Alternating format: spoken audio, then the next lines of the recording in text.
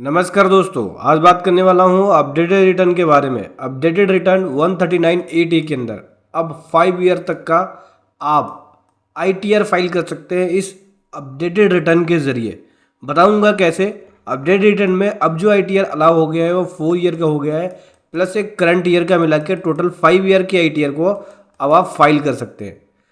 बहुत कुछ सीखने को मिलेगा, बहुत कुछ समझने को मिलेगा इस वीडियो के अंदर। उससे पहले बताना चाहूँगा, जो भी भाई बंधु मेरे चैनल पे पहली बार है, इस वीडियो को पहली बार देख रहे हैं, जिन्होंने अभी तक सब्सक्राइब नहीं किया, सब्सक्राइब कर लीजिए। साथ ही साथ बेल आइकन पे भी क्लिक कर लीजिए ताकि इस तरह का कंटेंट आपको मिलता रहे।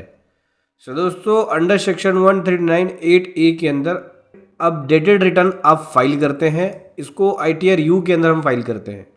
फाइनेंस बिल 2025 के अंदर अपडेटेड रिटर्न में अब 4 ईयर की आईटीआर अलाउ कर दी गई है। पहले 2 साल की आईटीआर थी, अब 4 साल की आईटीआर अपडेटेड रिटर्न में यानी आईटीआर यू के अंदर अलाउ कर दी गई है।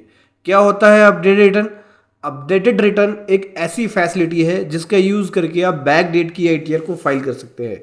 अगर आपने पहले आईटीआर फाइल नहीं करी तो कर सकते हैं। आपने आईटीआर फाइल कर दी, टाइम पे कुछ गलती कर दी है, तो उसे आप अपडेटेड रिटर्न के जरिए रिवाइज कर सकते हैं। कोई रिटर्न रिवाइज कर दिया लेकिन फिर भी उसमें मिस्टेक है, तो भी आप दोबारा से फिर से एक और बार रिवाइज कर सकते हैं अपडेटेड रिटर्न में। ध्यान रखना, अपडेटेड रिटर्न यानी आईटीआर यू एक लास्ट ऑप्शन होता है रिवाइज का। आईटीआर यू फाइल होने के बाद आप उसको रिवाइज नहीं कर सकते।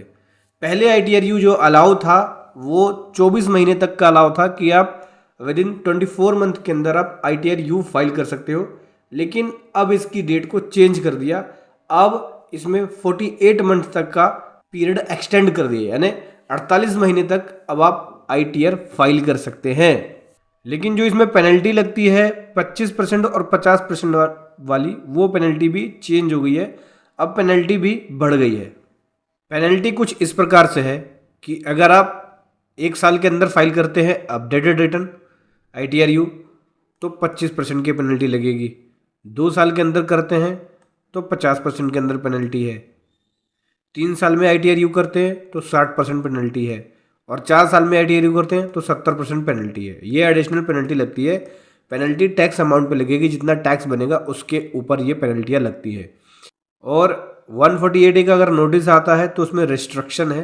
अगर 148 का नोटिस आएगा तो उसको आप फाइल नहीं कर सकते अपडेटेड रिटर्न को। एलिजिबिलिटी क्राइटेरिया क्या है? मैंने बताया था कि अपडेटेड रिटर्न किस किस केस में फाइल कर सकते हैं। अब समझते हैं कि अपडेटेड रिटर्न यानी आईटीआर यू कौन कौन से केस में फाइल नहीं कर सकते। रिफंड बनता है तो नहीं कर सकते रिफंड के केस में। अपनी टैक्स लाइबिलिटी को कम करना है तो नहीं कर सकते। लॉस को कैरी फॉरवर्ड करना है तो नहीं कर सकते। ठीक है। कोई सर्च सर्वे या इन्वेस्टिगेशन चल रहा है तो उस केस में नहीं कर सकते। ठीक है। अपडेटेड रिटर्न को अभी रिफंड का ऑप्शन मैंने आपको बताया था कि भाई ये अपडेटेड रिटर्न में रिफंड आ जाएगा, तो अपडेटेड रिटर्न के जरिए आप रिफंड ले सकते हो।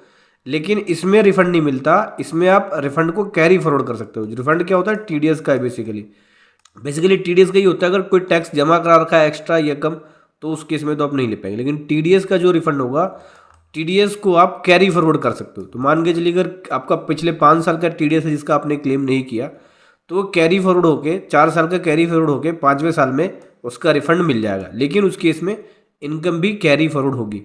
हमने कराए हैं, बहुत सारे केस कराए हैं और सक्सेसफुली रिफंड भी आया है। पिछले 3 साल का रिफंड मैंने कराया है जिन्होंने आईटीआर फाइल नहीं करी थी। तो आप चाहो तो हमारी पेड प्रोफेशनल सर्विस ले सकते हो। 5 साल की आईटीआर का रिफंड करा सकते हैं। टीडीएस का रिफंड हो जाएगा, कैरी फॉरवर्ड करके होता है। ठीक है। पेड सर्विस का लिंक वीडियो के डिस्क्रिप्शन में है। अभी मैंने आपको बताया कि अपडेटेड रिटर्न में पेनल्टी कैसे लगती है। अभी बेनिफिट क्या हो गया? अगर आपको पेनल्टीज या इंटरेस्ट से बचना है तो आप आईटीआर यू फाइल कर सकते हो, जिसमें अपनी इनकम को रिपोर्ट करके टैक्स पे कर सकते हो। ठीक है। एक आपके पास आपकी प्रोफाइल का एक लीगल से आपकी प्रोफाइल स्ट्रांग होती है। ठीक है। बाकी फाइनेंस बिल 2025 के अंदर अपडेटेड रिटर्न में बदलाव कर दिया। आप लास्ट 5 ईयर तक के आईटीआर को फाइल कर सकते हो। 4 ईयर अब आईटीआर यू में अलाउ है और 1 ईयर का करंट असेसमेंट ईयर का आईटीआर होता है। अब जैसे कि अगर हम बात करें तो करंट असेसमेंट ईयर कौन सा चल रहा है? अभी करंट असेसमेंट ईयर जो चल रहा है वो 25-26 चल रहा है, जो कि मार्च के बाद अलाउ हो जाएगी उसकी आईटीआर फाइलिंग। तो 25-26 का कर ही सकते हो, साथ के साथ इससे बैक डेट 4 ईयर का और कर लोगे। तो एक करंट ईयर की ITR और लास्ट 4 ईयर की ITR, यानी टोटल 5 ईयर की ITR को आप फाइल कर सकते हो, इंक्लूडिंग अपडेटेड रिटर्न। और दोस्तों, अगर आप हमारी पेड प्रोफेशनल सर्विसेज लेना चाहते हैं 5 साल की ITR फाइलिंग के लिए बैक डेट की, तो वो भी ले सकते हैं, जिसका लिंक वीडियो के डिस्क्रिप्शन में मिल जाएगा। वीडियो कैसी लगी ज़रूर बताएं। Thank you so much. जय हिंद, वंदे मातरम।